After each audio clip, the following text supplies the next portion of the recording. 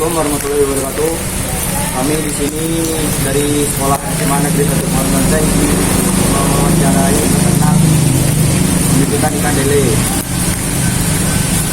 Perkenalkan, nama saya Rafael Aditya, 11 IPS 1. Perkenalkan, nama saya Bima Reza Aditya. Perkenalkan, nama saya Muhammad Aditya. Dan perkenalkan, nama saya Hengki Rudiansyah. Langsung aja, gas. Kalau boleh tahu dengan Bapak siapa? Alfian Pugu Bono Putra. Alfian. Umur 24 tahun. Masih muda, bro. Sejarahnya gimana Bapak punya kolam pembibitan ikan lele ini?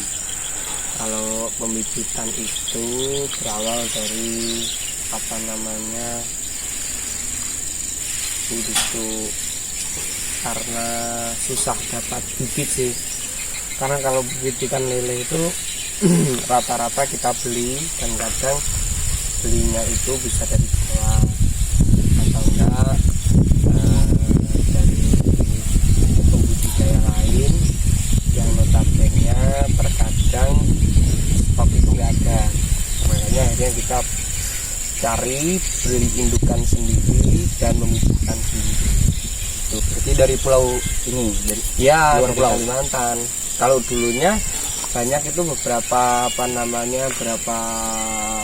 bibit itu banyak yang dari Jawa didatangkan, itu dari jenis-jenis kecil, mulai dari yang ukurannya biasanya gini segini gini, dia didatangkan dari Jawa.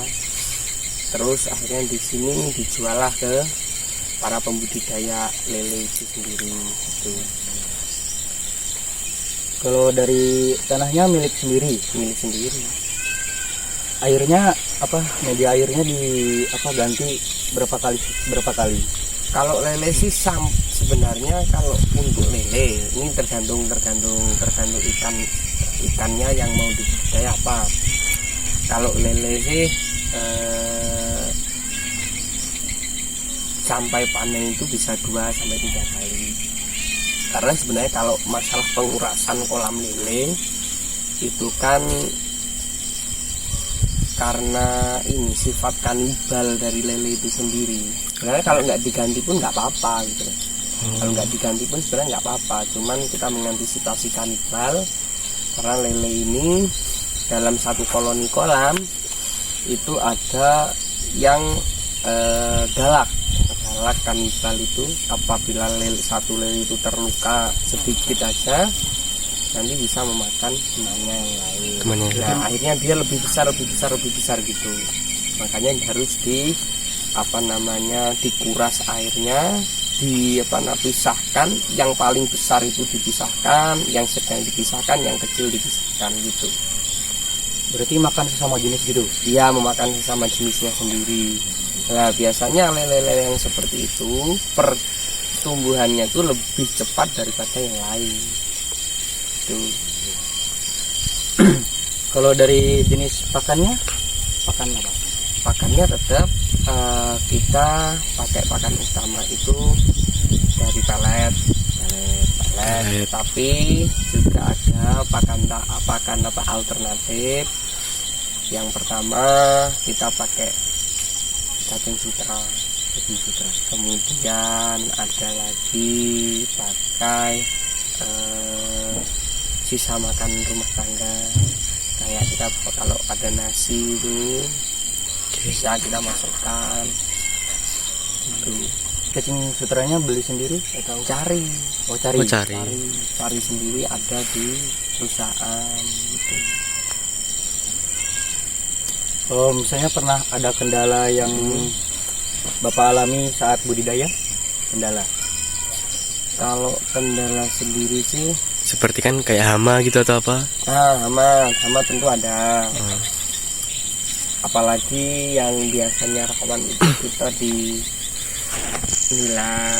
Kalau lele sendiri ya kendalanya itu kanibalisme itu. Kalau nila itu sendiri, kalau hama di tempat kita ini yang penting suhu airnya, kemudian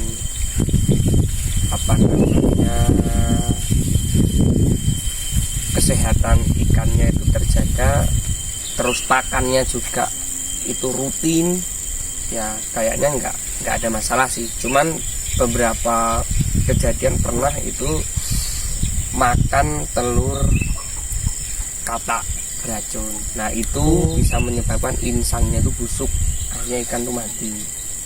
Itu bisa. Kalau analisis usahanya Bapak jualnya ke siapa aja? Oh, kalau jual konsumennya, karena kita kan ini di wilayah pedesaan, kadang pun kalau panen kita kalau skalanya lumayan banyak, nggak mencukupi untuk kebutuhan kita punya pedagang, ya keluar ke Karangmulya, ke pasar, kita bawa ke sana.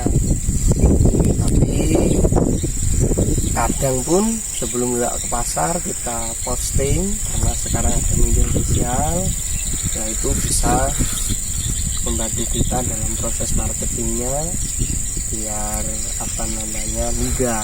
Jadi masyarakat sini pun kadang kalau kita ada panen apa itu diposting, udah diantar ke order, antar order udah habis. Kalau untuk untung dan ruginya itu gimana, Pak? Untung dan rugi itu makanya kalau dalam dunia perikanan yang jelas kendala kita sebagai peternak itu adalah pakan pelet. Karena pelet itu dalam satu koloni ikan tergantung mau tanam berapa benih gitu loh. Kalau benihnya sekitar 1000 benih, otomatis sampai panen itu kita tebar itu sekitar 3.000. Nah itu nanti kalkulasinya membutuhkan pakan berapa. Nah kalau 1000 benih itu satu saknya per 50-an kilo itu dipakai untuk kita sekitar 3-4 hari. Jadi 1 minggu itu sekitar 2 sak kalau kita punya bibit itu 1000. Bibit 1000. Nah berarti pemikiran petani atau pembudidaya ini bagaimana meminimkan jumlah pakannya, tapi ikan kita juga tetap bisa besar. Dengan cara apa? Pakan alternatif. Makan alternatif itu bisa dapat dari mana? Nah di tempat kita ini masih banyak sumber daya alam yang bisa kita manfaatkan untuk pakan ikan. Contoh di wilayah perusahaan itu ada limbah itu. Nah itu nanti di aliran sungai limbah itu biasanya adalah namanya cacing sutra. Cacing sutra itu bisa dimanfaatkan untuk makan pembibitan, juga bisa kita gunakan sebagai bahan pencampur pelet atau pakan alternatif. Itu yang pertama. Kemudian ada lagi beberapa pakan alternatif yang bisa kita gunakan. Kalau nila itu biasanya dengan daun talas, kemudian daun pepaya. Makanya yang saya terapkan di budidaya saya itu adalah pembudidayaan integrasi antara pertanian dengan perikanan disatukan gitu, Pak? Iya, itu namanya integrasi gitu loh. Jadi berhubungan dalam tanda arti saling memberi